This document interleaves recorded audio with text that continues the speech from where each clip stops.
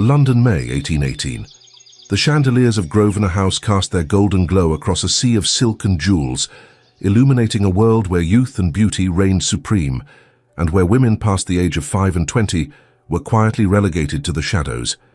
Miss Prudence Bellamy stood in precisely such a shadow, her dove grey gown chosen specifically to blend with the wallpaper, her posture perfect from years of making herself unobtrusive. At 35 years of age, she had long since accepted that her purpose was to fade into the background, to anticipate needs before they were voiced, to exist as extension rather than entity. The ballroom air grew thick with perfume and body heat, the orchestra's strings weaving through conversations that rose and fell like waves against shore. Prudence felt the familiar tightness in her chest, the sensation of walls closing in despite the cavernous space. 12 seasons she had endured as a hopeful debutante, watching younger girls secure matches while she remained perpetually overlooked. Now, as Lady Fairmont's companion, she had found a different kind of peace in her invisibility. But tonight, something felt different. Perhaps it was the oppressive heat, or the way Lady Vivian Ashcroft's cruel laugh carried across the room as she surveyed the unmarried women with predatory assessment. Whatever the cause, Prudence found herself edging toward the terrace doors, seeking the garden that promised cool air and blessed solitude. If stories of invisible women finding unexpected love touch your heart, subscribe now and join us on this journey. You will not want to miss what happens next. She slipped through the doors unnoticed, as she did most things, and followed the stone path toward the conservatory at the garden's far end. The winter garden, Lady Grosvenor called it, filled with exotic plants that thrived in glass-enclosed warmth even as spring flowers bloomed outside. Prudence had discovered it during her first visit to Grosvenor House 3 years prior, and it had become her refuge during these endless social obligations. The conservatory door yielded to her touch, and she stepped into the close, warm darkness. The candles had not been lit, leaving only moonlight filtering through glass panes to illuminate the jungle of leaves and vines. Perfect. She could breathe here, could drop the careful mask of pleasant invisibility she wore like armor. Prudence moved deeper into the space, trailing her fingers along the rough bark of a potted orange tree, inhaling the sweet perfume of night-blooming jasmine. She had studied botany extensively during her long spinsterhood, finding solace in the honest beauty of plants that did not judge her unmarried state or advancing years. It was then that she heard the exhale, a sound of profound weariness that echoed her own feelings precisely. Her heart leaped into her throat. She was not alone. Someone stood in the far corner, barely visible as a darker shadow among the foliage. A man, judging by the height and breadth of the silhouette. "Forgive me," she said softly, already turning to leave. "I did not realize anyone else sought sanctuary here." "Please," the voice replied, cultured and deep with an undercurrent of exhaustion she recognized. "Do not leave on my account.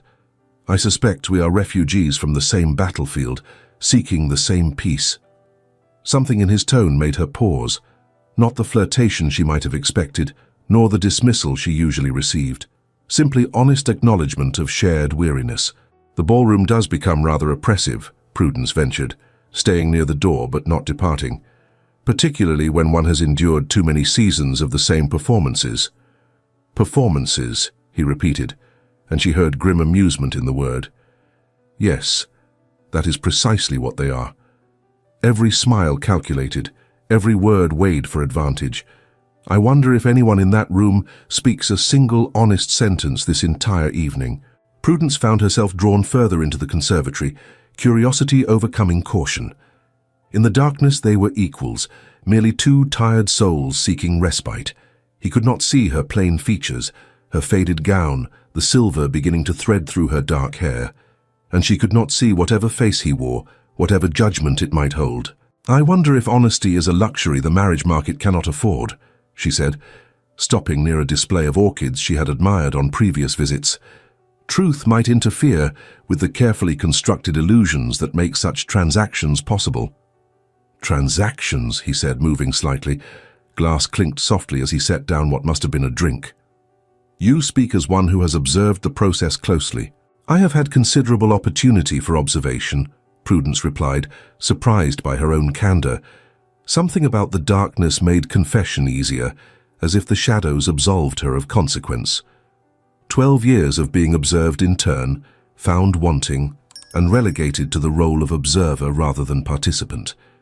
She expected polite generalities, the automatic reassurances people offered when confronted with uncomfortable truths. Instead, he made a thoughtful sound. 12 years, he said quietly. That is a considerable education in human nature. I wonder what you concluded from such extensive study. No one had ever asked her that, not in 17 years of invisibility. Prudence felt something shift in her chest, a small crack in the careful walls she had built. I concluded that people rarely see what is actually before them, she said, moving to examine the orchids more closely, though she could barely see them in the dim light. They see what they wish to see, or what they fear to see, or what society tells them they should see. True observation requires vulnerability that most find too costly.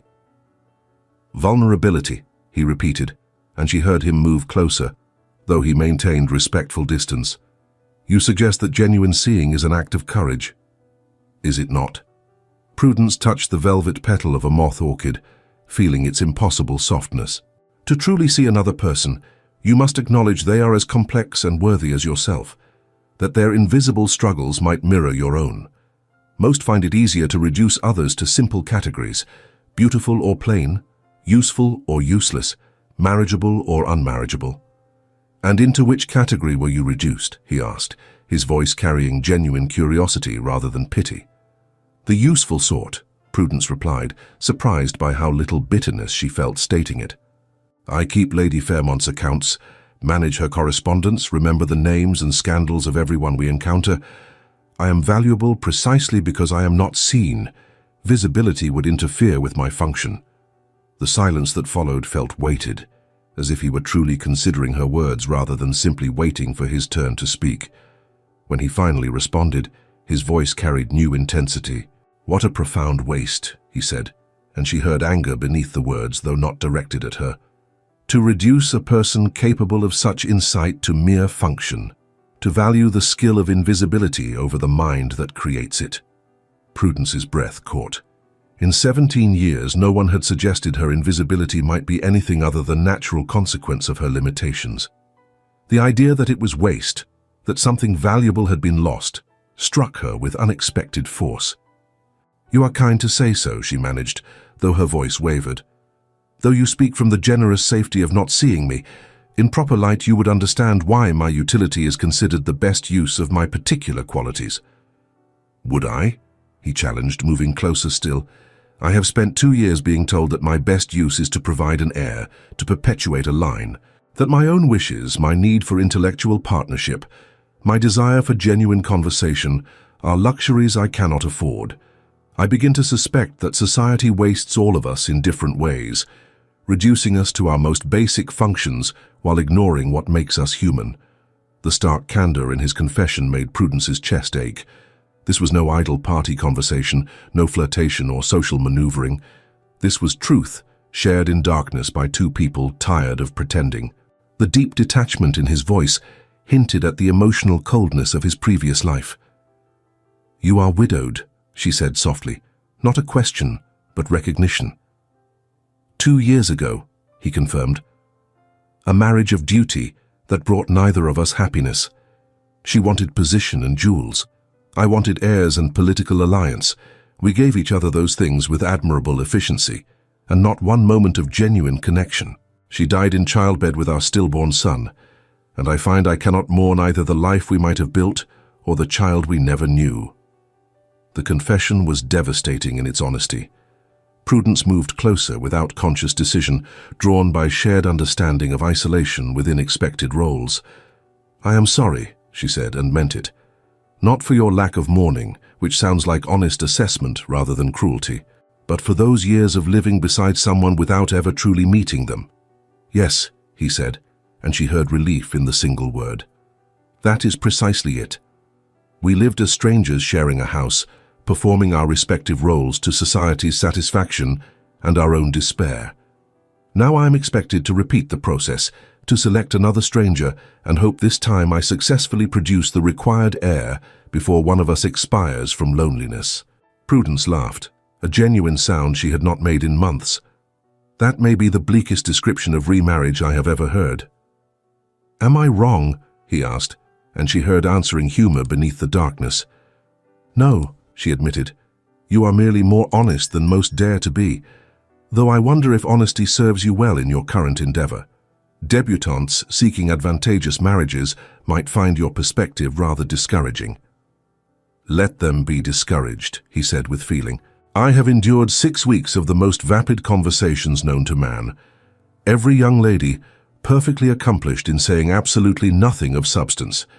They recite poetry without understanding it, discuss weather as if it were fascinating, and respond to every attempt at genuine discourse with carefully practiced blankness designed to showcase their malleability. They have been trained to provide blank canvases upon which you might project your desires," Prudence said, recognizing the familiar pattern. "To have opinions would be to risk disagreement.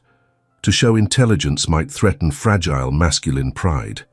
Better to be beautiful and empty than complex and unmarriageable."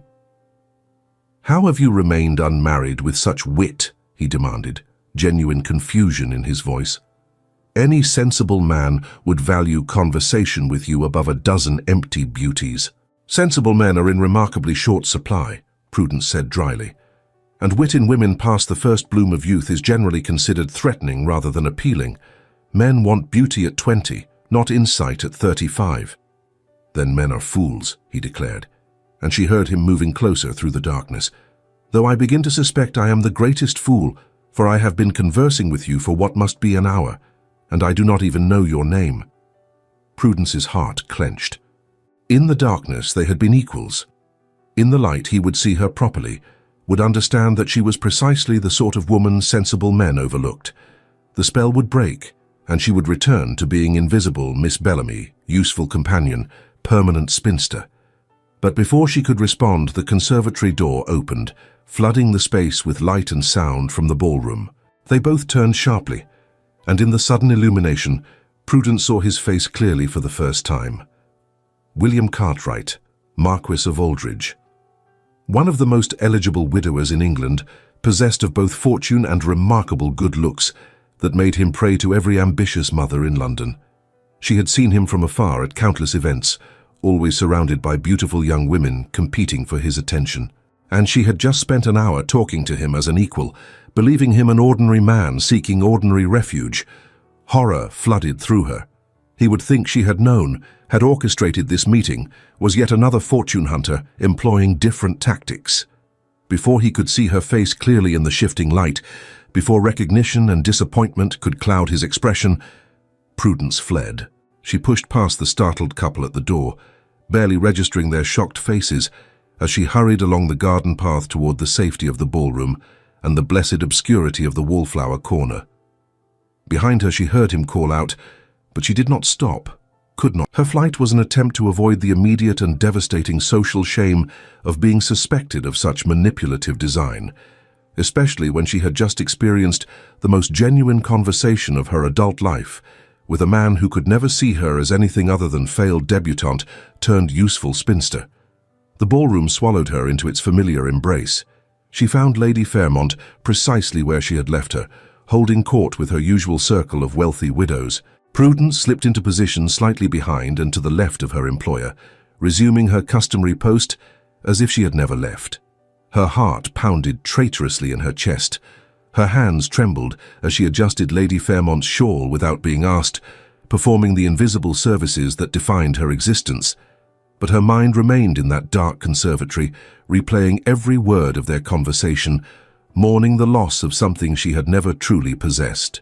What she did not know, could not have known as she struggled to compose herself, was that William Cartwright had seen her face in the light, had recognized her from half a dozen balls where she had stood in shadows, unnoticed by everyone including himself until this moment. And instead of disappointment, instead of the dismissal she feared, he felt only one thing: profound regret that he had been blind for so long. 2 years and the courtship scandal. The rest of the evening passed in a blur for Prudence. She performed her duties automatically, fetching refreshments, remembering names, maintaining Lady Fairmont's social schedule without conscious thought. But every moment she remained painfully aware of the conservatory at the garden's edge, of the conversation that had felt like water to someone dying of thirst. Lady Fairmont, perceptive in the way of women who had survived 70 years of society's machinations, noticed the change in her companion. "You disappeared," she said during a lull in visitors, her sharp eyes studying Prudence with concern. "And you returned rather flustered. I trust nothing untoward occurred." "Nothing untoward," Prudence assured her, grateful for the dim lighting that hid her heightened color. "I simply sought air in the conservatory. The crush was rather overwhelming." Lady Fairmont said, clearly unconvinced but willing to let the matter rest. "The Aldridge heir has been circling the room like a fox in a henhouse. Every mother with an unmarried daughter has been throwing their chicks in his path with increasing desperation." Prudence's fingers tightened on her fan. "I notice the Marquess appears much sought after this season." "Sought after and increasingly irritable," Lady Fairmont observed with satisfaction. "I watched him dance with the Sinclair girl, who is widely considered this season's diamond. He looked ready to expire from boredom. The girl simpered and giggled, but said nothing of substance for the entire set." "Perhaps he prefers ladies of quieter disposition," Prudence suggested, struggling to keep her voice neutral. "The man needs a partner, not a decoration," Lady Fairmont declared, tapping her fan against her palm for emphasis. "His first wife was a lovely creature with all the depth of a puddle. Poor thing died trying to give him an heir, and rumor suggests neither of them was particularly grieved by the lack of genuine affection between them. One would think he might look for something different this time." Prudence said nothing, but Lady Fairmont's words echoed the very sentiments William had expressed in the darkness. The knowledge that she had correctly identified his frustration, his longing for substance over surface, sent an unexpected warmth through her chest. They departed Grosvenor House shortly after midnight, Lady Fairmont declaring herself satisfied with the evening's social harvest. As their carriage rolled through London's darkened streets, Prudence stared out at the passing shadows and allowed herself to wonder, just for a moment, what might have happened if she had not fled. If she had stayed, allowed him to see her clearly, risked the inevitable disappointment when he realized she was merely the invisible companion he had overlooked at countless previous events. But such wondering was foolish. William Cartwright inhabited a world of youth and beauty, of political alliances and advantageous marriages. She was 35 years old, plain, useful, and utterly unsuitable for a Marquess requiring an heir. Their conversation had been a beautiful aberration, a moment outside normal rules. Tomorrow it would fade like morning mist, and they would return to their assigned positions in society's rigid structure. What Prudence did not know, as she retired to her small but comfortable room in Lady Fairmont's townhouse, was that William Cartwright was at that very moment interrogating every servant at Grosvenor House, determined to learn the identity of the woman who had given him the first honest conversation he had experienced in years, a woman whose intelligence and insight had made the prospect of yet another society marriage suddenly unbearably intolerable. The morning brought an unexpected development. Prudence was reviewing Lady Fairmont's correspondence in the small study off the drawing room when their butler delivered a card on a silver salver. "The Marquess of Aldridge requests the honor of calling upon Lady Fairmont," the butler intoned with barely suppressed excitement. "He awaits in the drawing room." Prudence's heart stopped, then started again with painful intensity. There was no reason for the Marquess to call upon Lady Fairmont. They were barely acquainted, moving in adjacent but not overlapping circles, unless he had somehow discovered her identity, unless he sought her out, unless the previous evening had meant something beyond polite conversation to a stranger. No, she crushed that hope ruthlessly. More likely he sought introduction to one of Lady Fairmont's extensive social connections. Or perhaps he required advice from a respected society matron about navigating the marriage market. Any number of perfectly logical reasons that had nothing to do with a plain spinster companion. "Tell the Marquess I shall receive him directly," Lady Fairmont called from her bedchamber, where her maid was completing the final touches of her morning toilette. "Prudence, do go down and entertain him until I arrive. You know I cannot abide leaving guests unattended." Prudence's hands went cold. She could not face him, could not endure the moment when recognition struck, when he realized the invisible companion had been his mysterious conversationalist. Could not watch understanding dawn, followed by inevitable disappointment, or worse, pity. "Perhaps I should assist with your dressing instead," she suggested desperately. "The green walking dress might be more appropriate for morning calls than the blue." "Nonsense, you already selected my attire perfectly," Lady Fairmont replied, emerging from her chamber with the serene confidence of a woman secure in her social position. "Go now, child. The Marquess should not be kept waiting. Make polite conversation until I join you." There was no escape. Prudence descended the stairs with the slow inevitability of someone walking to execution, each step bringing her closer to the moment when the previous evening's magic would shatter against the harsh light of day. She paused at the drawing-room door, drawing a steadying breath, then entered with the practiced composure of someone who had perfected the art of invisibility. William Cartwright stood by the window, studying the modest garden beyond, with his back to the door. Even in simple morning attire, he commanded presence in a way that made the comfortable room seem suddenly small. When he turned at her entrance, his face held an expression she could not quite read. Recognition. Definitely recognition, but not disappointment. Something else, something that looked almost like relief mixed with determination. "Miss Bellamy," he said, and his voice carried the same warmth it had held in darkness. "I am pleased to make your acquaintance properly. Though I feel I already know you rather well from our conversation in the conservatory." Prudence's careful composure fractured. He was not pretending it had not happened, was not allowing her to retreat into invisibility. He was acknowledging it directly, openly, as if their connection had been real rather than illusory. "My lord," she managed, executing a perfect curtsy to buy herself time to think.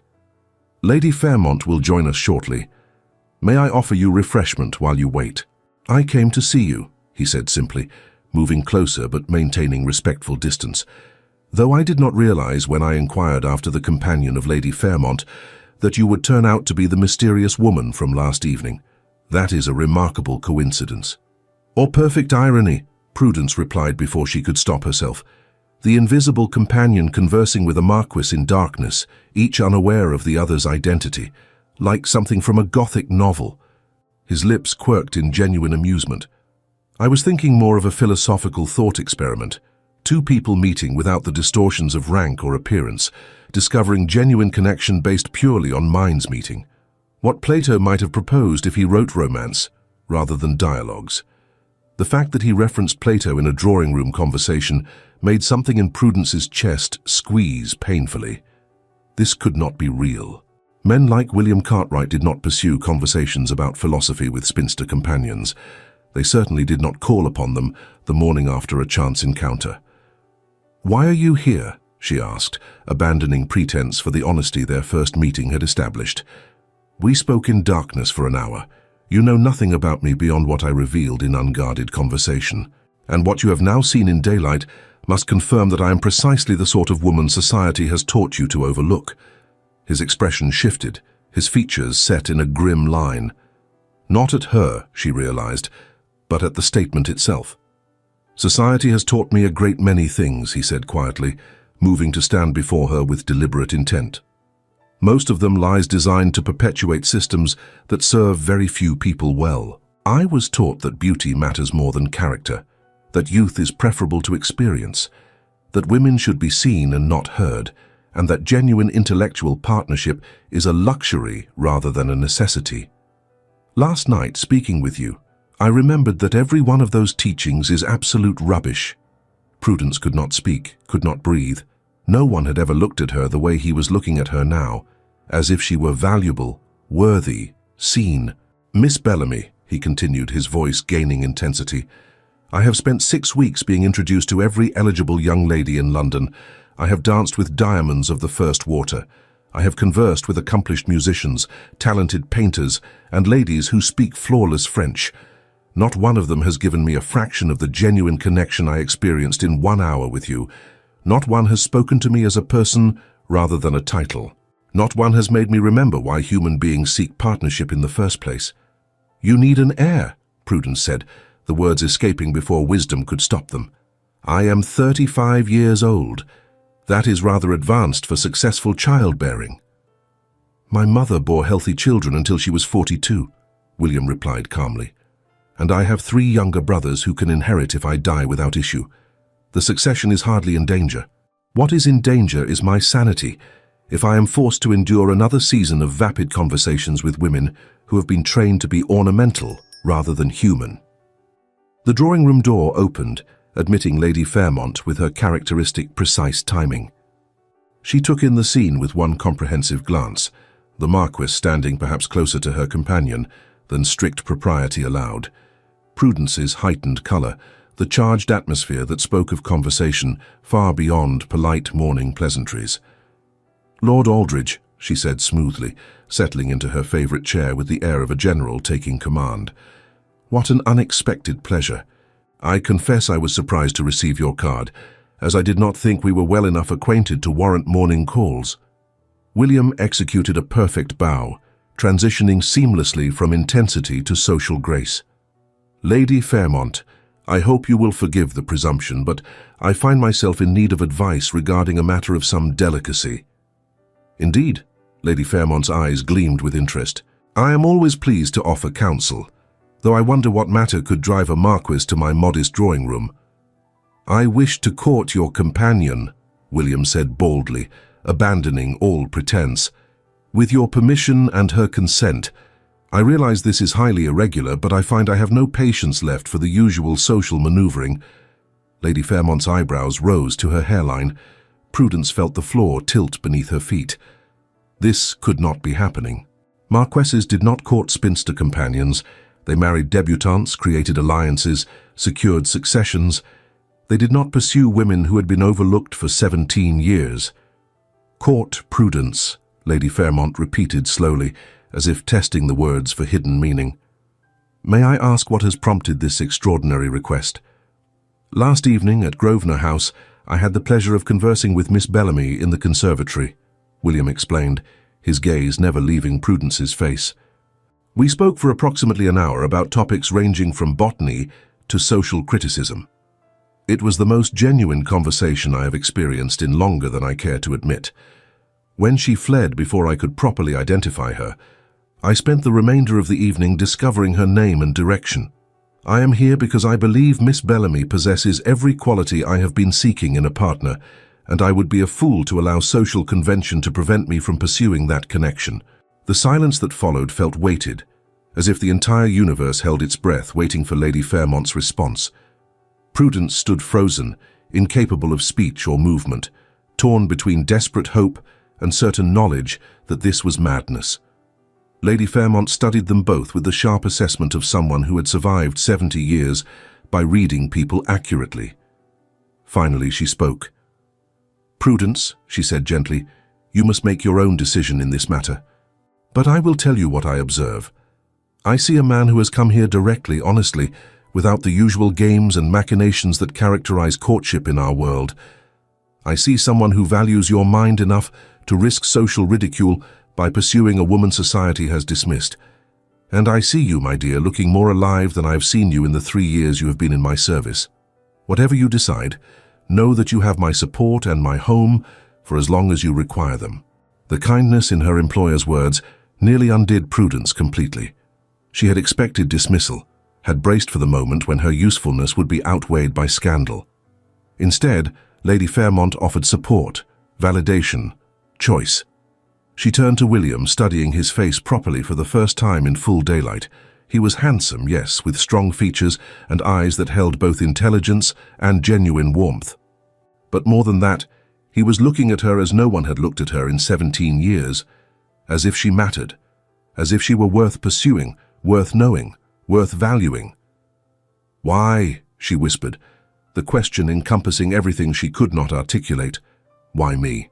Why now? Why risk everything for someone society has deemed worthless? Because you are real, William said simply. In a world of performances and pretense, you spoke truth. You saw me as a person rather than a title. You challenged my thinking, engaged my mind, made me remember what genuine human connection feels like. I cannot go back to shallow conversations and strategic marriages after experiencing what authentic partnership might offer. I will not. Prudence felt tears prick her eyes. She blinked them back furiously, unwilling to add crying to the list of inappropriate behaviors she was currently displaying. "I am not what you need," she said, making one last attempt at rationality. "You require a wife who can navigate society, who can provide heirs, who can enhance your political alliances. I am a spinster companion with no connections, no fortune, and advancing years. I would be a liability, not an asset." "You are precisely what I need," William countered, taking a step closer. "I need someone who will tell me truth rather than what I wish to hear. Someone who understands the cost of invisibility and the value of genuine recognition. Someone whose mind is as remarkable as their character. Furthermore, a clear-sighted partner will benefit my political responsibilities and the management of my estate. Everything else is negotiable." "The ton will crucify you," Prudence warned, even as hope began to kindle despite her best efforts to extinguish it. "Lady Vivian Ashcroft alone could destroy your reputation with whispers about your judgment, your desperation, your inexplicable choice." "Let them whisper," William said with sudden fierce intensity. "I have spent 40 years living according to their expectations, and it has brought me nothing but misery. If pursuing genuine happiness costs me the respect of my political allies, I consider that a remarkably favorable exchange." Lady Fairmont made a small sound that might have been approval or amusement. Prudence looked at her, seeking guidance, finding only warm encouragement. "What say you, child?" Lady Fairmont asked softly. "Will you allow the Marquess to court you, or will you send him away to continue his search among the empty-headed debutantes?" Prudence drew a shaking breath. Every instinct screamed that this was madness, that hope was dangerous, that allowing herself to believe would only make the inevitable disappointment more devastating. But beneath that fear, something else stirred. Something that had been dormant for 17 years. The memory of what it felt like to be seen. "Yes," she whispered, then more strongly, "Yes, you may court me, my lord. Though I reserve the right to end this arrangement the moment you realize you have made a terrible mistake." "Fair enough," William said, and his smile transformed his entire face from handsome to radiant. "Though I suspect you will be waiting a very long time for that realization to occur." Lady Fairmont clapped her hands together with satisfaction. "Excellent. Then shall we discuss the terms of this courtship? I assume you wish to proceed in a manner that protects Prudence's reputation while allowing you to become better acquainted."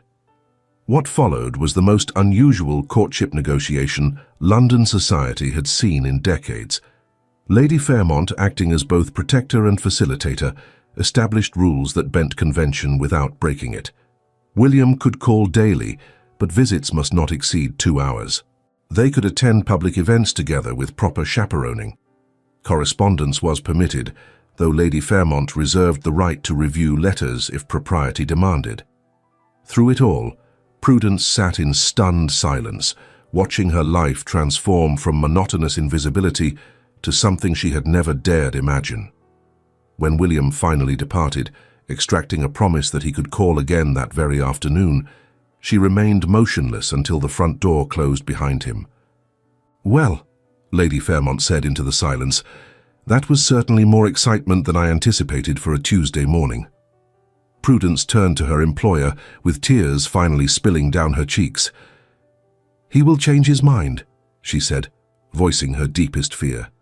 "When he sees me properly in society, when he remembers what he could have instead, when the novelty of our conversation fades."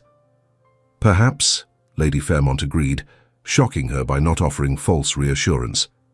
"Men are often fickle creatures who mistake momentary fascination for genuine feeling. But Prudence, my dear, I have lived 70 years and seen many courtships. What I witnessed just now was not a man pursuing novelty. It was someone who has been drowning finally finding air. Whether that lasts, only time will tell, but you owe it to yourself to discover which it is. I, for one, am quite weary of seeing worthwhile women crushed by convention."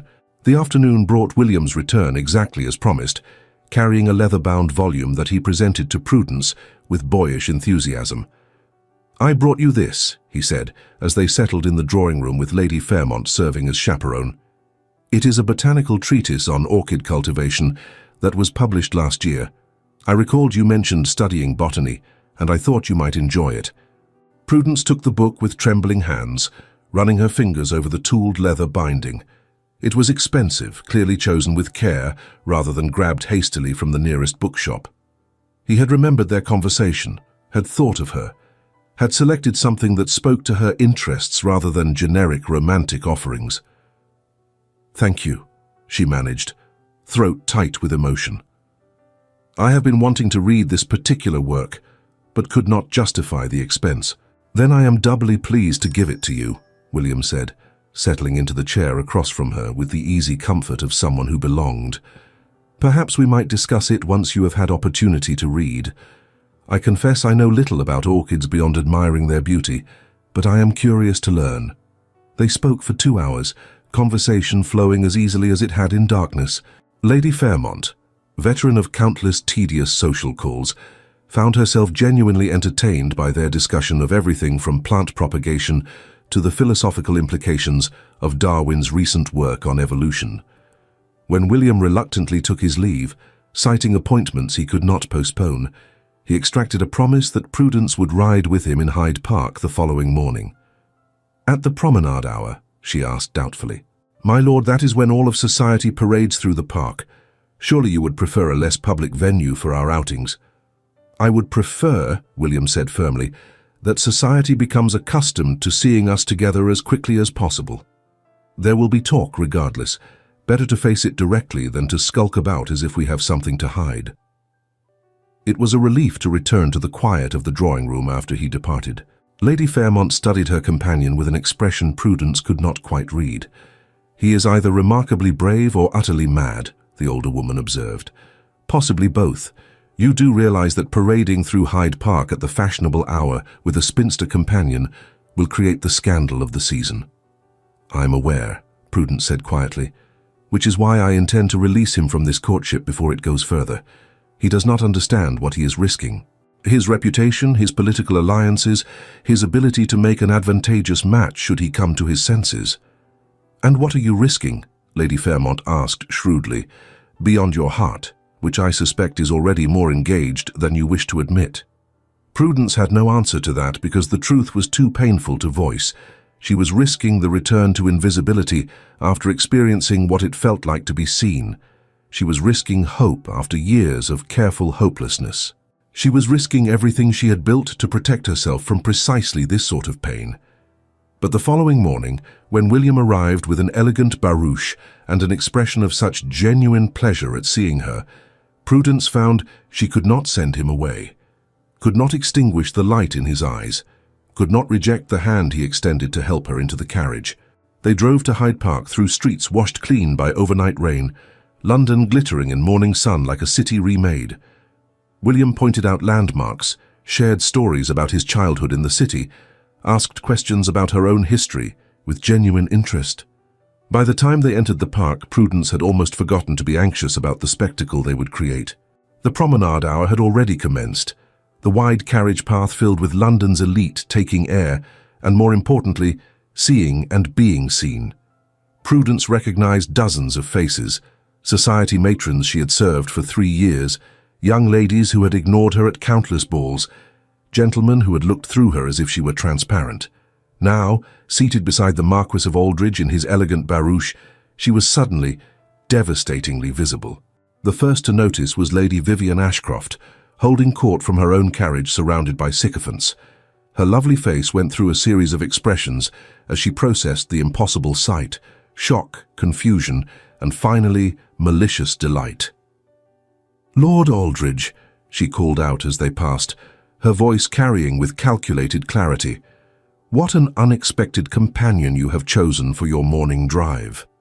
I was not aware you were acquainted with Lady Fairmont's useful creature." The insult landed with surgical precision. Useful creature. As if Prudence were more object than person, a tool to be employed rather than a human being deserving of courtesy.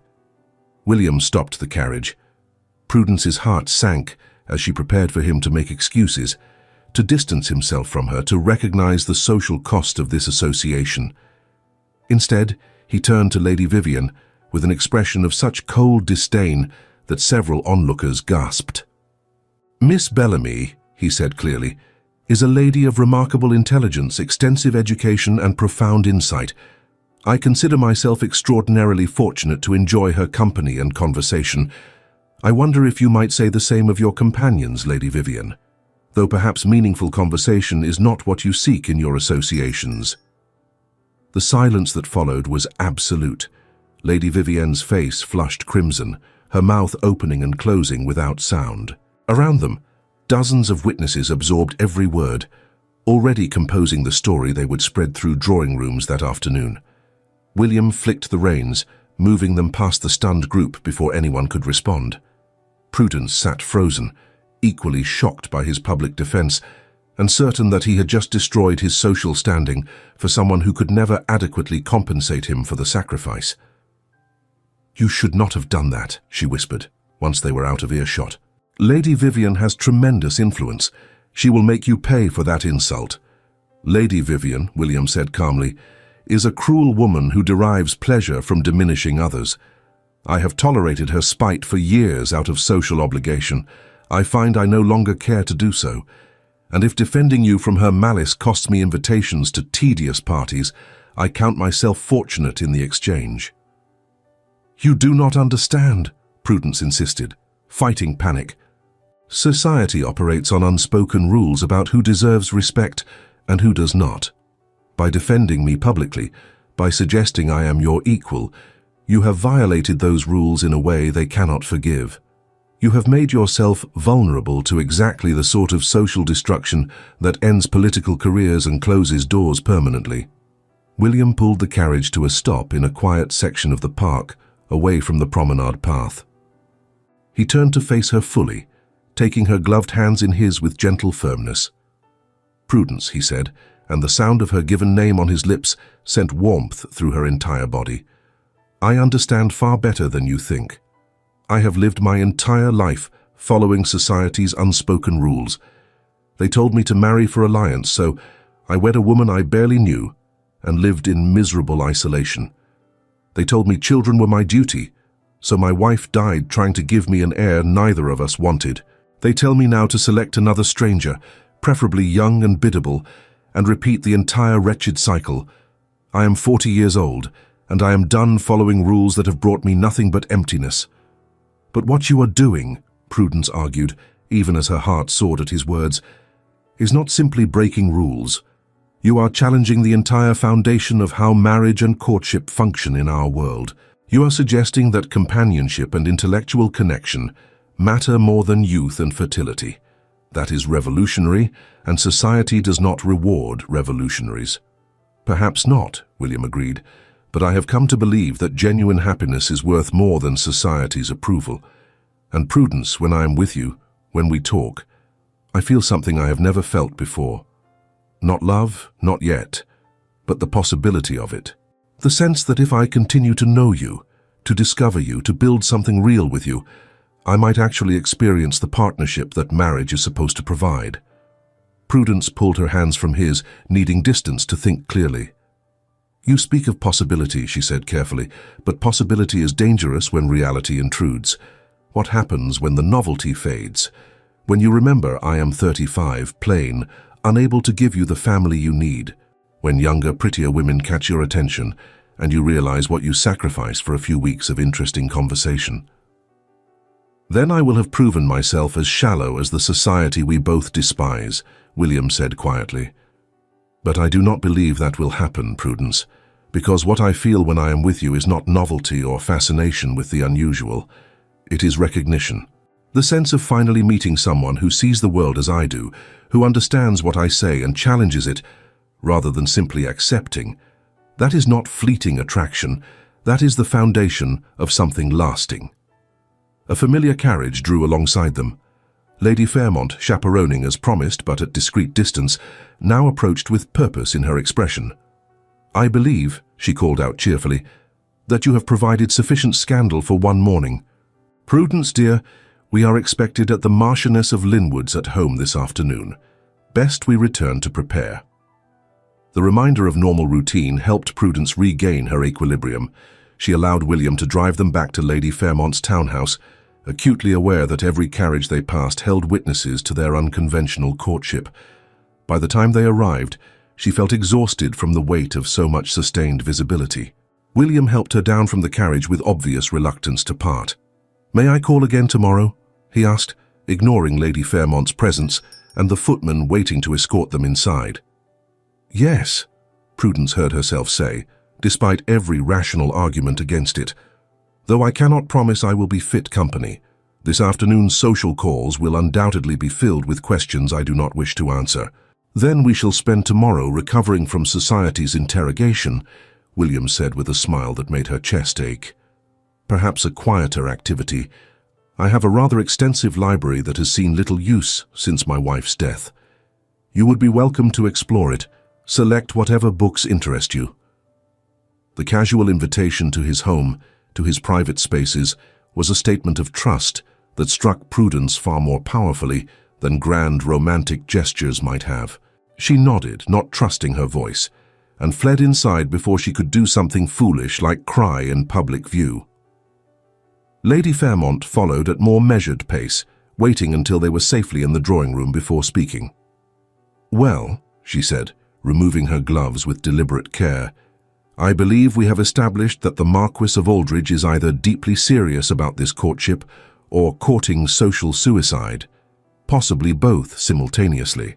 He does not understand what he has done," Prudence said, pacing the room with agitated energy.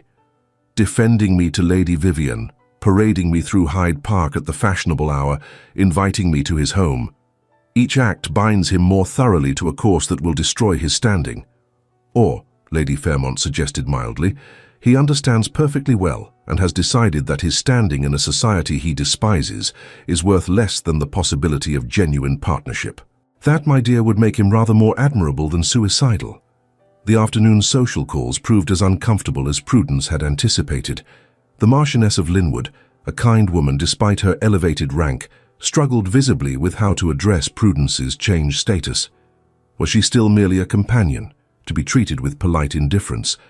Or had the Marquess's public attention elevated her to someone deserving of direct conversation? Other callers showed no such hesitation.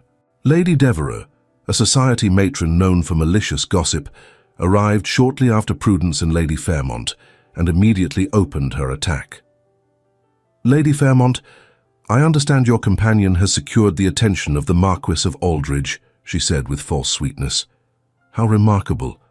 I wonder what particular talents she possesses that make her preferable to this season's lovely debutantes." The implication was clear and insulting. Prudence felt heat rise in her cheeks, but kept her expression carefully neutral, the mask of invisibility she had perfected over 17 years. Lady Fairmont, however, had no intention of allowing the insult to pass unchallenged. "Miss Bellamy possesses intelligence, wit, extensive education, and the ability to conduct meaningful conversation on topics beyond weather and fashion," she said crisply. "I imagine the Marquess finds those qualities refreshing after 6 weeks of vapid debutantes who have been trained to be decorative rather than interesting." The other callers absorbed this exchange with avid attention. Lady Devereux's smile grew brittle. "How progressive, though I wonder if the Marquess's family will share his enthusiasm for such an unconventional choice. The Cartwrights have always valued bloodlines and appropriate alliances." "The Marquess is 40 years old and head of his family," Lady Fairmont replied smoothly. "I suspect he neither requires nor seeks permission for his personal choices.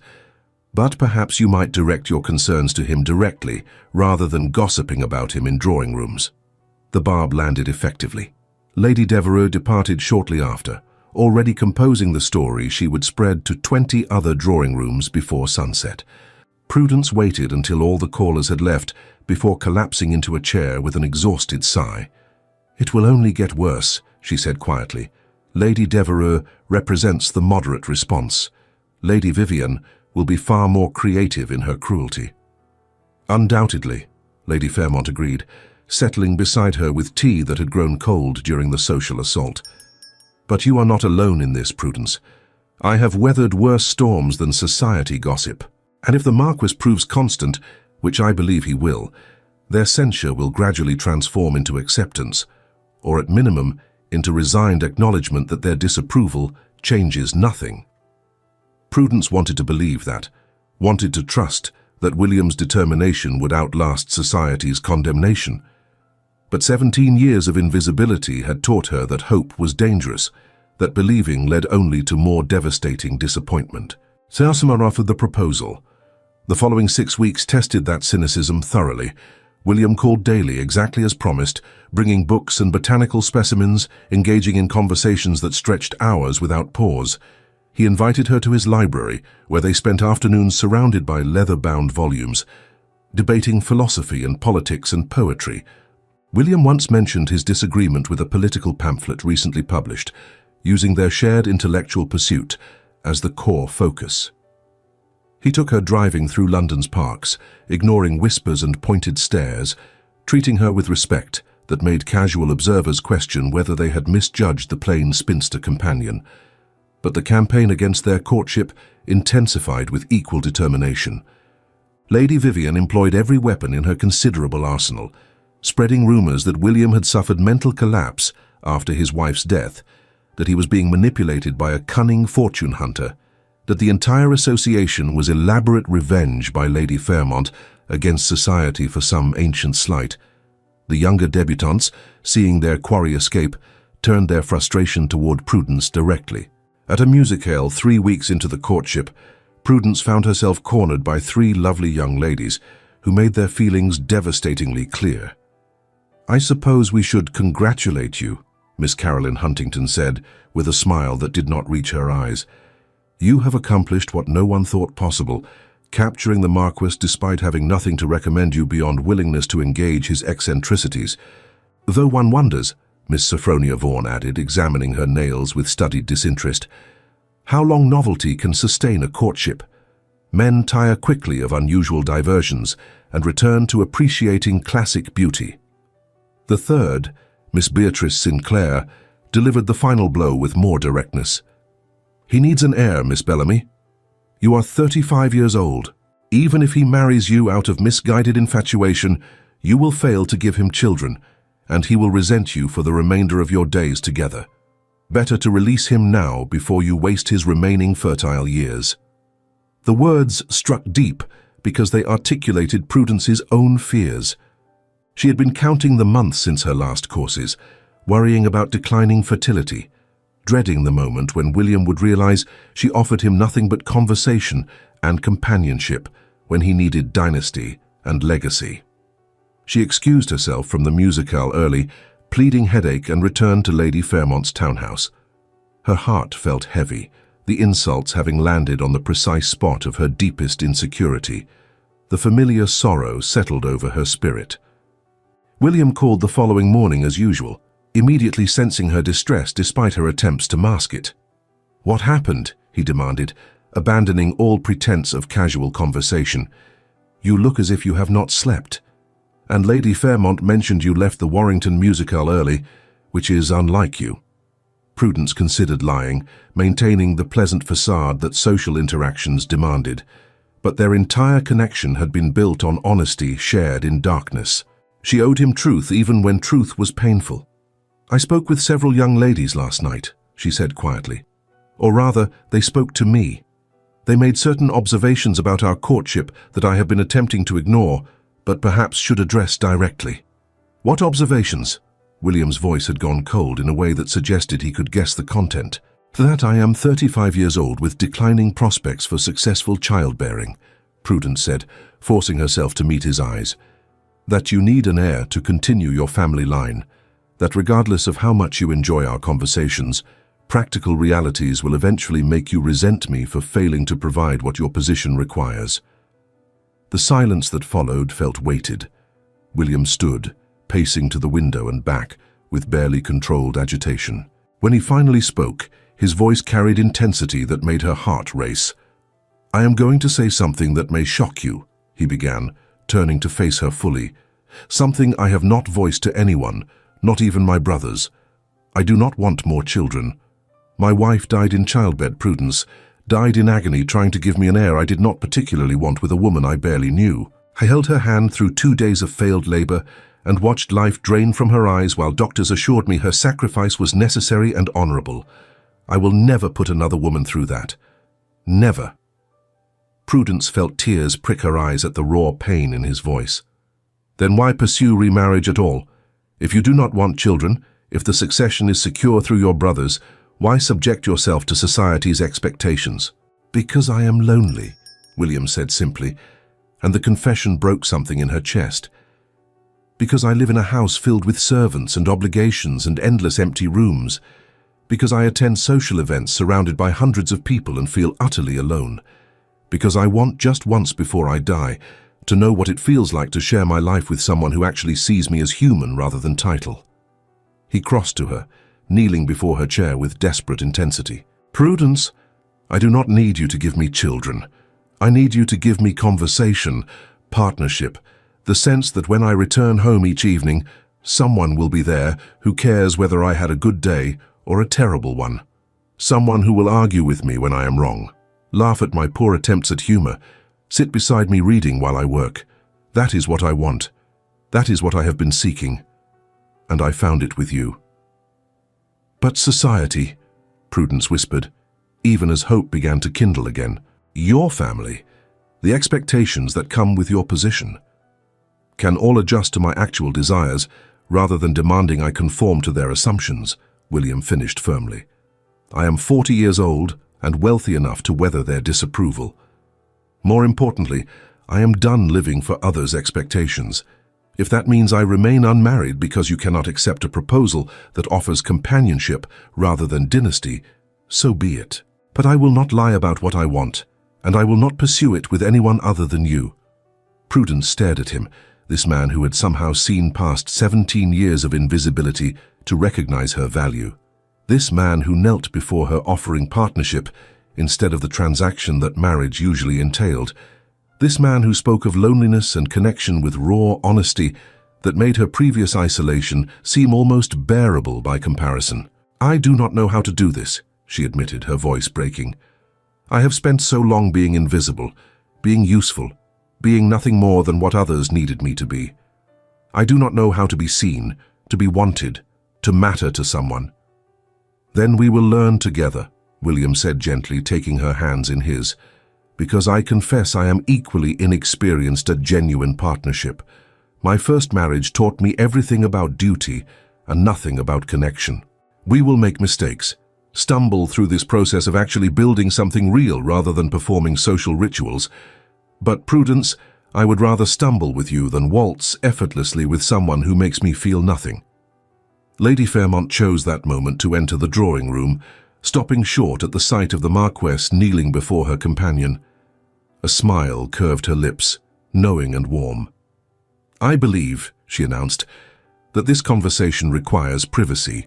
I shall be in the library should you need me, though I suspect you will not.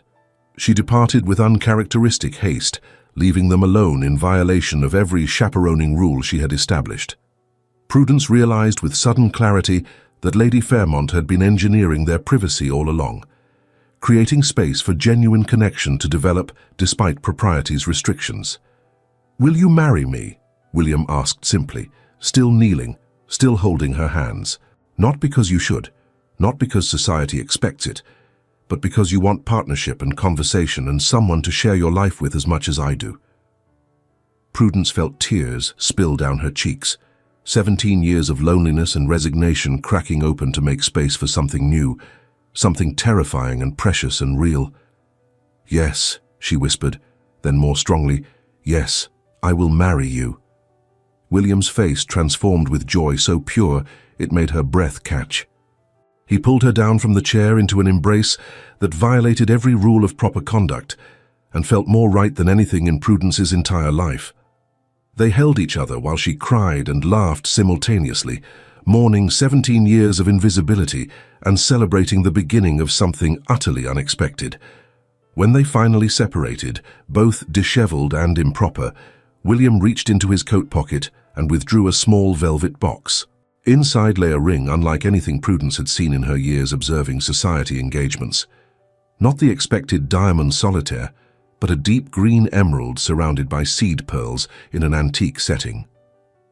"This was my grandmother's," William explained, sliding it onto her finger where it fit perfectly. "She was, by all accounts, a rather remarkable woman who married for love against her family's wishes. She and my grandfather built one of the great partnerships of their generation, intellectual equals, who wrote papers on agricultural reform together and scandalized everyone by treating each other as actual partners rather than performing expected roles. I always thought if I married again I would want it to be with someone who reminded me of her." Prudence stared at the ring, at the weight of history and hope it represented. "What happened to them?" "They lived together happily for 43 years, raised 5 children, revolutionized estate management across 3 counties, and died within months of each other because neither could imagine existence without their partner," William said softly. "That is what I want, Prudence. Not heirs or alliances or social advancement. Just 43 years of genuine partnership with someone who makes me remember why being human is worthwhile." "I cannot promise 43 years, Prudence said, touching the ring with wondering fingers. "I am already 35. Mathematics suggests we have less time than that." "Then we shall make excellent use of whatever time we are granted," William replied, pulling her close again. "Starting now, starting today." They sat together in scandalous proximity, talking quietly about practical matters like wedding dates and living arrangements, and how to navigate the social storm that would follow their engagement announcement. Lady Fairmont eventually returned with tea and biscuits, and the satisfied expression of a woman who had correctly assessed a situation from the beginning. "I suppose," she said dryly, settling into her chair, "that I must begin searching for a new companion. Though I warn you both, Prudence is irreplaceable, and you will find yourselves missing her organizational talents the moment you realize running a household requires more than good conversation." "I wondered," William said slowly, glancing between them. "If Lady Fairmont might consider relocating to Aldridge Manor. There is an entire wing that goes unused, and I suspect Prudence would benefit from having a friend and ally close by as she adjusts to her new position." Lady Fairmont's eyes widened in surprise. "You offer me a place in your household. That is remarkably generous, my lord, though unnecessary. I have managed quite well on my own these past 20 years. "It is not generosity," William said honestly. "It is selfishness. You have protected and valued Prudence when society dismissed her. You offered support when she needed it most. You are, I suspect, one of the few people in London whose company we genuinely enjoy. And as Prudence correctly notes, we are both rather inexperienced at building genuine partnerships. We could use wisdom from someone who has navigated society successfully while maintaining her integrity." Prudence felt warmth flood through her at his words. He was not simply marrying her and extracting her from Lady Fairmont's household. He was acknowledging the relationship she valued, making space for it to continue, recognizing that her happiness involved more than romantic connection. "If Lady Fairmont agrees," Prudence added hopefully, "I would treasure having you close. You have been more family to me these past 3 years than any blood relation. The thought of leaving you behind pains me almost as much as the wedding itself delights me." Lady Fairmont blinked rapidly, clearing her throat with obvious emotion. "Well," she said gruffly, "I suppose someone must ensure you do not make complete fools of yourselves, and my townhouse has grown rather tiresome. Country air might benefit my health. Yes, I accept your generous offer, Lord Aldridge, on the condition that you actually listen to my advice on occasion rather than simply tolerating my presence." "I solemnly swear," William said with matching gravity, "to listen attentively to all advice while reserving the right to ignore it when my judgment suggests otherwise." Lady Fairmont snorted. "That is the most honest promise I have ever heard from a man. You will do well together, I think. You are both practical romantics, a rare and valuable combination." They discussed logistics until afternoon faded into evening. William would announce their engagement at a carefully selected dinner party the following week, making their intentions clear to society before rumor could distort reality. The wedding would occur within 6 weeks, both of them too old and impatient to endure lengthy courtship once the decision was made. Lady Fairmont would relocate to Aldridge Manor immediately after the ceremony. establishing her presence before gossips could suggest impropriety. When William finally departed, extracting promises that Prudence would dine with him at his home the following evening, she felt exhausted and exhilarated simultaneously. Everything had changed so quickly, the careful walls of invisibility she had built crumbling under the weight of genuine connection. "Are you frightened?" Lady Fairmont asked gently once they were alone. "Terrified," Prudence admitted. "Everything I have believed about myself, about my worth, about my place in the world, has been wrong. That is rather disorienting, and the thought of public acknowledgement, of being seen by everyone who has overlooked me for 17 years, fills me with dread I cannot quite articulate." "The price of visibility is high," Lady Fairmont agreed. "But invisibility has its own costs, as you well know. You have paid them for years. Perhaps it is time to try a different currency." The Marchioness of Aldridge. The week leading to the dinner party was simultaneously the longest and shortest of Prudence's life. William called daily as promised, but now their time together carried additional weight of impending public declaration. He seemed entirely unconcerned by social consequences, treating their engagement as settled fact, requiring only administrative announcement. Prudence found herself less sanguine. She had agreed to marry him in the safe privacy of Lady Fairmont's drawing room, surrounded by people who already knew and accepted their connection. Public declaration would invite scrutiny, criticism, and social warfare from those who saw her elevation as personal insult. Lady Vivian, in particular, had not forgiven William's public defense of Prudence in Hyde Park. She waged steady campaign of whispered rumors, each more creative than the last. Prudence was a fortune hunter who had seduced the grief-addled Marquess. Or she was his late wife's cousin seeking revenge, or she had compromising information about his family that she was using for blackmail. The stories multiplied daily, each more absurd, yet somehow more damaging than the previous. "Let them talk," William said when Prudence expressed concern. "Within a month of our marriage, they will have moved on to some new scandal. Society has remarkably short attention span when denied the satisfaction of reaction." The dinner party, hosted by the Duke and Duchess of Hartfield, represented careful social calculation. The Hartfields commanded enough respect that their implicit approval would matter, but they were not so elevated that their gathering would be impossibly formal. William had chosen well, Prudence thought, as their carriage drew up before the elegant townhouse. "Ready?" he asked, extending his hand to help her down. "No," she admitted honestly, "but I suspect I never will be, so we might as well proceed." The dinner included 20 carefully selected guests, all influential within society, but not uniformly hostile to unconventional matches. William had clearly spent considerable effort on the guest list, balancing political allies with social arbiters in a way that maximized their chances of acceptance. They entered together, already breaking convention by arriving as a couple rather than meeting inside. Conversation died as they were announced, dozens of eyes assessing Prudence with new attention. She wore one of her better gowns, dove grey silk that Lady Fairmont insisted brought out her eyes, with her grandmother's pearls at throat and wrists. Not fashionable, not remarkable, but appropriate for a woman who would shortly become Marchioness. The Duchess of Hartfield approached them with warm smile that suggested William had prepared her in advance. "Lord Aldridge, Miss Bellamy, what a pleasure to have you both here this evening. Miss Bellamy, you must tell me about your work with Lady Fairmont. I have heard remarkable things about your organizational skills and breadth of knowledge."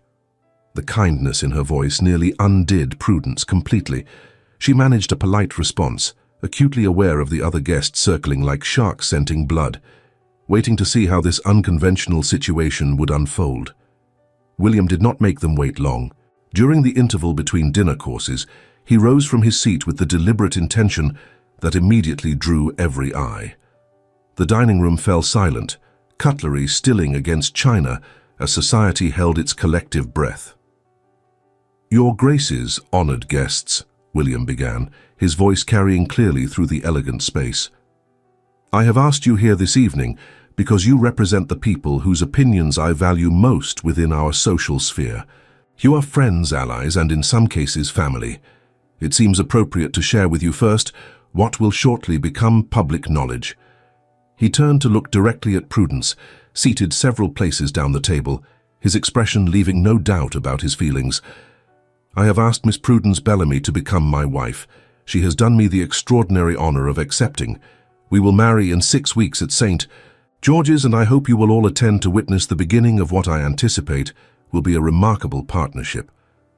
The silence following his announcement was absolute. Prudence saw shock, confusion, calculation flash across various faces as guests processed the implications. The air became brittle, every guest holding their breath. Lady Vivian, seated at the table's far end, looked as if she had swallowed poison. The younger debutantes present appeared torn between outrage and fascination. Then the Duke of Hartfield rose, raising his glass with decisive gesture. "To the Marquess and Miss Bellamy," he said firmly, his tone allowing no dissent. "May your union bring you both the happiness and partnership you deserve." It was endorsement clear and unmistakable from one of society's most respected figures. Others followed his lead with varying degrees of enthusiasm, raising their glasses, murmuring congratulations, accepting the fait accompli. William had created through sheer force of will and careful social positioning. Prudence rose from her seat, moving to stand beside William as custom dictated. He took her hand openly, the ring on her finger catching candlelight and announcing their commitment to anyone who had missed the verbal declaration. "Thank you," she said softly, meant only for him but carrying in the silence. "For all of this. For choosing me when you could have had anyone." "I could not have had anyone," William corrected gently. "I could have had beautiful women who bored me, advantageous matches that brought me misery, strategic alliances that left me lonelier than solitude. You were the only one who offered what I actually needed." The evening proceeded with surreal quality, guests approaching to offer congratulations that ranged from genuine to grudging. Lady Vivienne departed early, unable to maintain a gracious facade. The younger ladies formed a cluster in the corner, dissecting Prudence's appearance and speculating about what possible attraction she held for the Marquess. But several older women, matrons who had survived their own battles with society's expectations, approached Prudence with more warmth than she had received in 17 years. They spoke of their own difficult marriages, their struggles with social expectations, their relief at seeing someone challenge the system that had constrained them all. "You are braver than I was," the Duchess of Marlborough said quietly, catching Prudence during a lull in congratulations. "I married at 18 for duty, lived 40 years in miserable propriety, and now spend my widowhood wishing I had demanded genuine partnership rather than accepting what I was offered. Do not waste this opportunity, Miss Bellamy. Do not let their judgment make you small." The words stayed with Prudence as they departed the Hartfield townhouse hours later, William's hand steady at her back as they navigated steps to their waiting carriage. Inside the vehicle's private darkness, she finally allowed exhaustion to show. "That was," she began, then stopped, lacking words adequate to the experience. "Terrifying," William supplied. "Exhausting. Remarkably uncomfortable." "All of those things," Prudence agreed, "and also strangely liberating. For 17 years I have been invisible by necessity, making myself small to avoid exactly the sort of scrutiny we endured tonight. But now, having been seen, having survived their judgment, I find I am less frightened than expected." "You were magnificent," William said with quiet intensity. "You stood beside me with perfect dignity, deflected intrusive questions with grace, and made even our harshest critics acknowledge your right to be there. I have never been more proud or more certain that I made the correct choice." They rode in comfortable silence through London's nighttime streets, the city transformed by darkness into something mysterious and full of possibility. When they reached Lady Fairmont's townhouse, William escorted her to the door with proprietary care that would have scandalized observers 6 weeks earlier, but now seemed merely appropriate. "6 weeks," he said, holding both her hands at the threshold. "And then you will never have to return to this house except as guest, rather than resident. You will be Marchioness of Aldridge, mistress of your own household, partner in building the life we have both been seeking." 6 weeks, Prudence echoed, the reality of it striking her fully for the first time. "William, what if I fail? What if I cannot manage a great household, cannot navigate society as Marchioness? cannot be what you need me to be. Then we will fail together and adjust accordingly, William said simply. Prudence, I am not asking you to perform perfection. I am asking you to be human with me, to learn and stumble and discover how to build partnership without a clear model to follow. That is all either of us can offer, and it is enough. He kissed her forehead gently, a gesture of affection rather than passion, then departed into the night. Prudence watched his carriage disappear around the corner before entering the house, where Lady Fairmont waited with a knowing smile and hot chocolate. Well, the older woman asked, how do you feel now that society knows? Terrified, Prudence admitted, accepting the cup with grateful hands, and relieved, and more certain than ever that I am making the right choice, even if it is absolutely the wrong choice by every conventional measure. Lady Fairmont laughed, genuine amusement lighting her weathered face. That, my dear, is the description of every worthwhile decision I have ever made. Convention rarely accounts for actual human happiness. Sometimes the absolutely wrong choice is precisely correct. The 6 weeks before the wedding passed in a blur of activity. William proved determined to involve Prudence in every aspect of their future life together, taking her to Aldridge Manor to discuss renovations, introducing her to his steward and housekeeper, soliciting her opinions on everything from staff management to agricultural policy. He treated her as partner rather than ornament, valuing her organizational skills and intellectual input in ways that made Prudence reassess what marriage could actually offer. But the social campaign against their union intensified in direct proportion to their obvious happiness. Lady Vivian, finding gossip insufficient, began writing letters to William's family members, emphasizing Prudence's unsuitability and suggesting William suffered from delayed, grief-induced madness. 3 weeks before the wedding, William's mother arrived in London unannounced, demanding a private audience with her eldest son. Prudence learned of the visit from Lady Fairmont, who had been monitoring the situation through her extensive social network. The Dowager Marchioness is quite displeased, Lady Fairmont reported with grim satisfaction. She had apparently selected the Sinclair girl as the appropriate bride, and is shocked to learn William rejected her choice in favor of a penniless spinster companion. Prudence felt cold dread settle in her stomach. Perhaps I should withdraw, she said quietly. Family approval matters, particularly for someone in William's position. I do not wish to create a permanent rift between him and his mother. Do not be foolish, Lady Fairmont said sharply. The Dowager Marchioness has controlled William's life for 40 years, selected his first wife disastrously, and seems determined to repeat her mistakes. He is finally claiming autonomy, and you would undermine that by retreating at the first sign of maternal disapproval. Before Prudence could respond, William himself arrived, his face dark with agitation as he swept into the drawing room without waiting to be announced.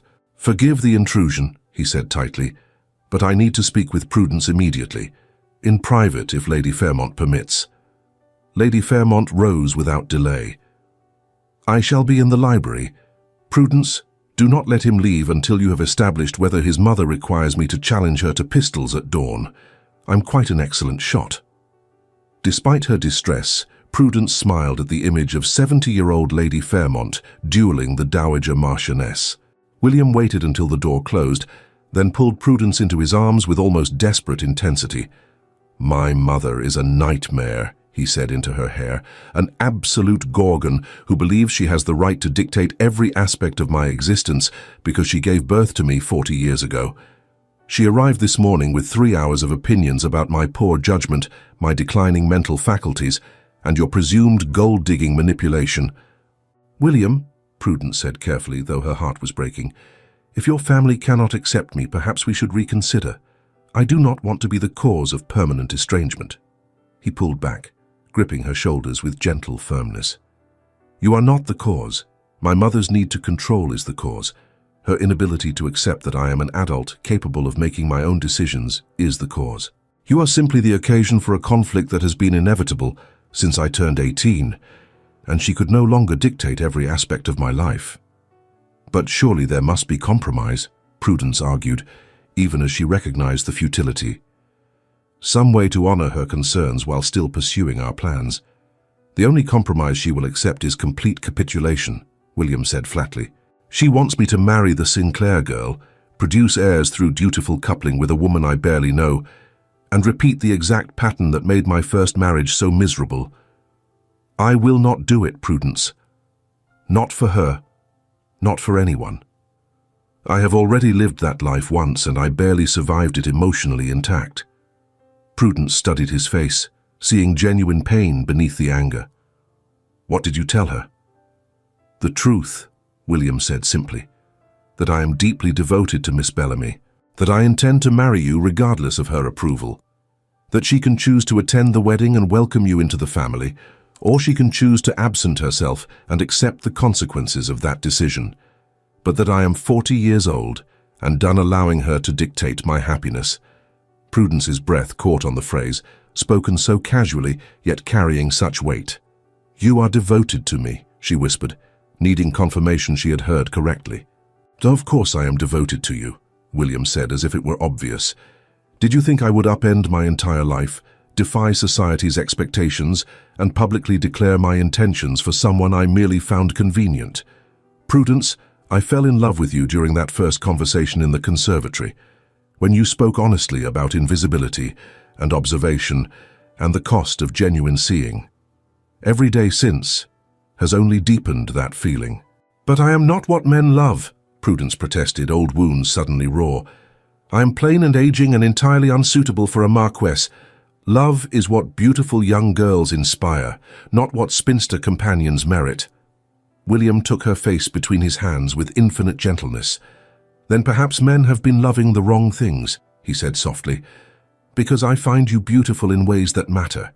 Your mind captivates me. Your honesty challenges me. Your resilience after 17 years of invisibility awes me. You are precisely what I have been seeking all my life, without knowing such partnership was possible. That is love, Prudence. Not infatuation with a pretty face that will age, but genuine appreciation for the person you are. Prudence felt tears spill down her cheeks, 17 years of believing herself unlovable cracking open to make space for impossible possibility. I love you too, she whispered, the words simultaneously terrifying and liberating. I tried not to, tried to maintain distance and perspective, but you made it impossible. You see me, William. Actually see me. How could I not love someone who gives me that gift? They kissed then, properly for the first time, with passion that made Prudence understand why society insisted on chaperones and propriety. When they finally separated, both breathing unsteadily, William rested his forehead against hers with a shaky laugh. 6 weeks suddenly seems remarkably long, he said. I may not survive the wait. You will survive, Prudence assured him, though her own body was arguing for immediate gratification. We both will, and when we marry it will be with a clear understanding of what we are choosing and why. Lady Fairmont discreetly knocked before entering, her expression suggesting she knew exactly what had transpired in her drawing room. I take it the Dowager Marchioness will not be attending the wedding, she asked dryly. Correct, William confirmed, making no effort to step away from Prudence. Mother has made her position clear, and I have made mine equally clear. We will proceed as planned, and she can choose whether to reconcile after the fact or remain stubbornly disapproving. I no longer care which she selects. Good, Lady Fairmont said with satisfaction. Maternal approval is vastly overrated, particularly when mothers have proven themselves poor judges of their children's needs. Now, shall we discuss practical matters? I have been reviewing the guest list for the wedding, and I believe we should consider expanding it to include more of the younger set. Let them see that unconventional matches can succeed spectacularly. The remainder of the engagement period passed in a whirl of preparations. William spent lavishly on Prudence's wedding trousseau, over her protests that such expense was unnecessary. He commissioned an artist to paint her portrait for the gallery at Aldridge Manor, insisting that future generations should know what the Marchioness who revolutionized their family actually looked like. I am not revolutionizing anything, Prudence protested during one sitting, uncomfortable with both the artist's attention and William's grandiose claims. I am simply marrying you. You are teaching me that love matters more than duty, William corrected, watching the portrait take shape. That intellectual partnership can form the foundation of marriage rather than being afterthought. That age and appearance matter far less than character and compatibility. If that is not revolutionary, I do not know what is. The wedding day arrived with astonishing speed, London blessed with unseasonable sunshine that made the morning feel auspicious. Prudence woke in Lady Fairmont's townhouse for the final time, surrounded by the modest room that had been her sanctuary for 3 years. Lady Fairmont sat on the bed while the maid arranged Prudence's hair, offering quiet counsel. "You are about to walk into a church filled with people who have dismissed you for 17 years, she said calmly. "Some will be genuinely happy for you. Others will be seething with envy or disapproval. All of them will be judging whether you deserve what you have somehow secured. How do you feel?" "Terrified," Prudence admitted, watching her reflection transform as the maid worked. "And determined. And more certain than I have ever been of anything that I am making the right choice, regardless of what they think." "Good," Lady Fairmont said, squeezing her hand. "Then you are ready. Remember, child, that their judgment cannot take away what you and William have built. They can whisper and criticize and predict disaster, but only you two determine whether this marriage succeeds. Focus on him, on what you are creating together, and let the rest fade into irrelevant noise." The dress William had commissioned was exquisite, cream silk with delicate embroidery that caught light with every movement. Not the debutante white Prudence had once dreamed of wearing, but something better suited to a woman who had waited 35 years to be seen. The emerald ring on her finger would shortly be joined by a wedding band William had designed to match, a continuous circle of gold etched with botanical patterns that referenced their first conversation. They departed for St. George's, Hanover Square in Lady Fairmont's carriage, crowds already gathering outside the fashionable church. Prudence saw curiosity on their faces, speculation about the infamous spinster who had somehow captured a Marquess. She lifted her chin, remembering William's words about visibility and courage, and entered the church with as much dignity as she could summon. The pews were full, exactly as William had intended. He had invited everyone, refusing to exclude critics or skeptics, making this wedding a public statement about the validity of their choice. As Prudence walked down the aisle on the Duke of Hertfield's arm, a borrowed symbol of familial approval, she saw tears on some faces and scowls on others, but mostly she saw William standing at the altar with an expression of such joy that everything else faded into insignificance. The ceremony passed in a blur of traditional words, given new meaning by the couple speaking them.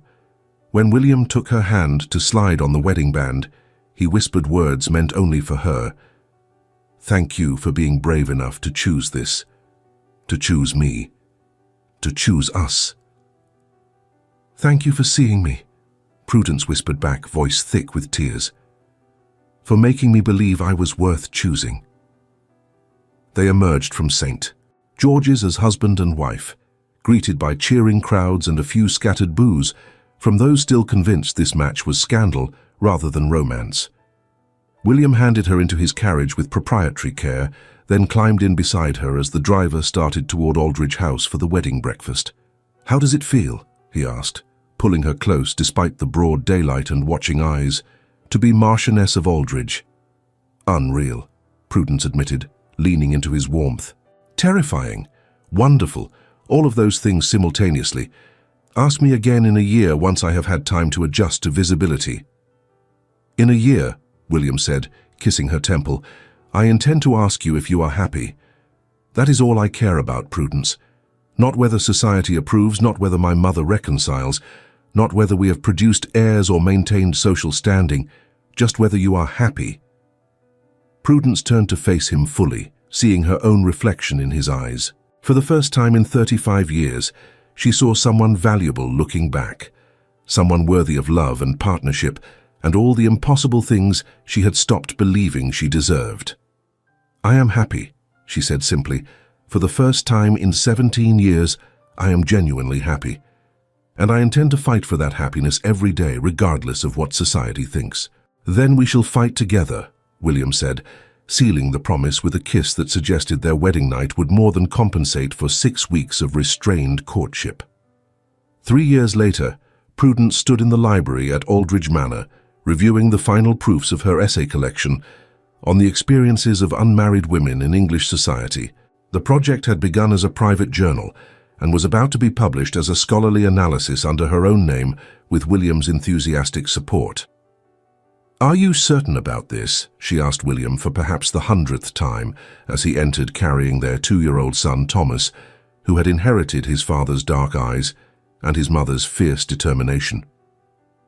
"Publication means renewed attention, possibly renewed criticism about our marriage and my unsuitability."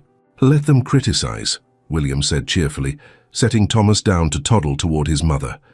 "Your work is brilliant, important, and deserves a wide audience, and anyone who still questions our marriage after 3 years of obvious happiness is willfully blind to reality." The existence of their son, born despite her age, further silenced many critics. "He is right, you know," Lady Fairmont called from her customary chair by the fire. "The book will be enormously successful and help countless women understand they are not failures for remaining unmarried. That is worth any amount of social disapproval." 3 years of living at Aldridge Manor had been kind to Lady Fairmont. She had established herself as an unofficial advisor to both William and Prudence, her sharp wit and social expertise invaluable as they navigated the complexities of their unconventional union. She had also become Thomas's most devoted admirer, spending hours reading to him and teaching him proper behavior with infinite patience. A knock at the library door announced the butler with the afternoon post. Among the letters was one bearing the Dowager Marchioness's seal. Prudence tensed, memories of that terrible confrontation 3 years earlier still raw. William took the letter with a resigned expression, breaking the seal and reading quickly. "Mother wishes to visit," he announced, surprise evident in his voice. "She says she has heard about your forthcoming book and would like to discuss it with you. She also includes a somewhat belated apology for her behavior surrounding our marriage." Prudence met his eyes, seeing her own mixed feelings reflected back. "Do you want her to visit?" "I do not know," William admitted. "Part of me remains angry about her treatment of you, her assumption that she could dictate my life. But she is my mother, and I suppose I would prefer reconciliation to permanent estrangement, if it can be achieved honestly." "Then invite her," Prudence said decisively. "But make clear that she comes as guest, not as authority figure, that she will meet me as I am, Marchioness of Aldridge and your partner, not as someone seeking her approval or permission to exist." William's eyes gleamed with fierce pride. "Have I mentioned recently that I love you?" "Not in at least 3 hours," Prudence replied with the ease of long companionship. "You are becoming quite neglectful." "Then allow me to remedy that," William said, crossing to pull her close despite Thomas's protests at being squished between them. "I love you, Marchioness, for your brilliant mind, your fierce courage, your determination to remain authentic despite all pressure to conform. You are precisely what I needed, even when I did not know such partnership was possible. And you," Prudence said softly, touching his cheek with her free hand, "gave me visibility when I had accepted invisibility as a permanent condition. You taught me that being seen is worth the risk, that love can be built on a foundation of genuine partnership rather than social transaction. I will spend the rest of our lives being grateful for that gift." Thomas, tired of being ignored, demanded attention with increasing volume.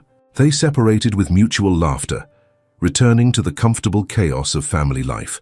Later that evening, after Thomas was asleep and Lady Fairmont had retired to her wing, William and Prudence sat in the library reading, as was their custom, companionable silence punctuated by occasional observations about their respective books. "I have been thinking," William said during one such pause, "about what society said when we married, that I was mad, that you were a fortune hunter, that our marriage would crumble within a year. I wonder what they say now."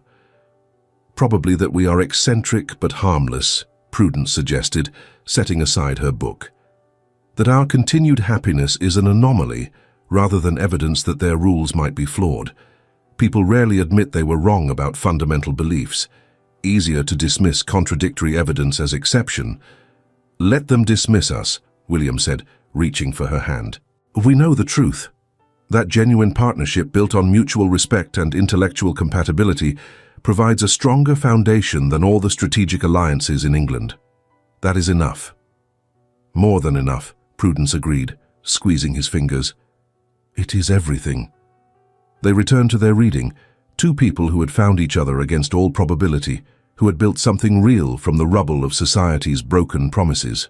Outside, London's aristocratic world continued its endless rounds of strategic marriages and dutiful couplings. But inside Aldridge Manor, in a library filled with books and firelight and the quiet breathing of genuine partnership, two formerly invisible people had created their own world. A world where being seen mattered more than being beautiful, where conversation was valued over youth, where love was built on a foundation of minds meeting rather than faces attracting. And in that world they were not just surviving, they were thriving. Years later, when scholars studied the remarkable life of Prudence Bellamy Cartwright, Marchioness of Aldridge, they would point to her published works on women's experiences as her most significant contribution. But those who knew her best understood that her greatest achievement was simpler and more profound. She taught an entire generation that being invisible was not inevitable, that love could be built on partnership rather than transaction, and that choosing courage over convention sometimes led to happiness beyond imagination. The woman society dismissed at 18 and ignored for 17 years became one of the most influential voices of her generation, not because she was beautiful or young or born to appropriate station, but because she refused to remain invisible once someone finally took the time to truly see her. Thank you so much for staying with us until the end. If this story touched your heart, please like, subscribe, and share with someone who needs to hear it. Your support helps us continue creating stories of love, resilience, and hope.